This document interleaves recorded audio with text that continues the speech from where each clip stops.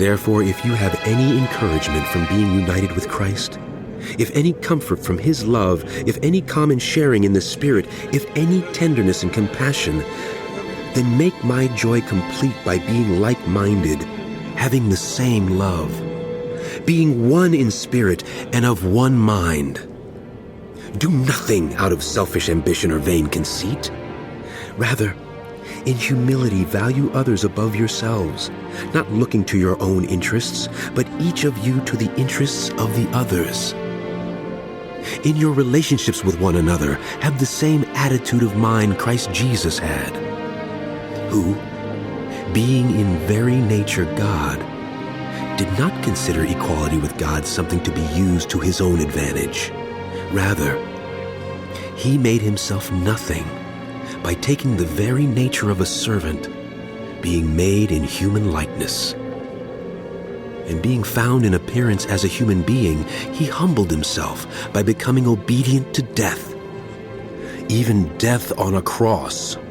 Therefore God exalted Him to the highest place and gave Him the name that is above every name, that at the name of Jesus every knee should bow, in heaven and on earth and under the earth, and every tongue acknowledge that Jesus Christ is Lord, to the glory of God the Father.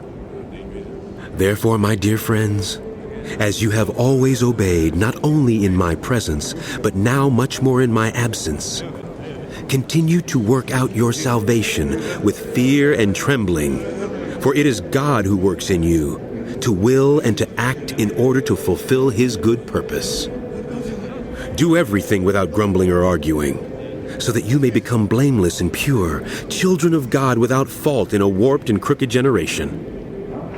Then you will shine among them like stars in the sky as you hold firmly to the word of life.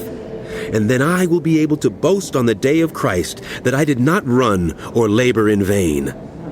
But even if I am being poured out like a drink offering on the sacrifice and service coming from your faith, I am glad and rejoice with all of you.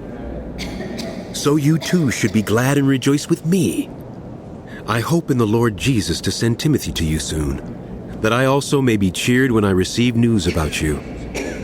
I have no one else like him, who will show genuine concern for your welfare. For everyone looks out for their own interests, not those of Jesus Christ.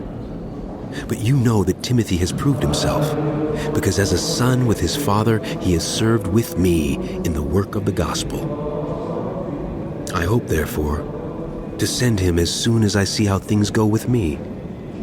And I am confident in the Lord that I myself will come soon.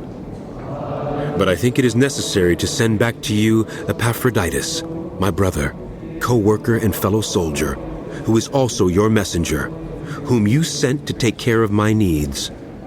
For he longs for all of you and is distressed because you heard he was ill. Indeed, he was ill and almost died. But God had mercy on him, and not on him only, but also on me, to spare me sorrow upon sorrow. Therefore I am all the more eager to send him, so that when you see him again, you may be glad, and I may have less anxiety.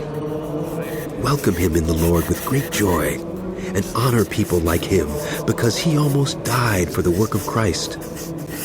He risked his life to make up for the help you yourselves could not give me.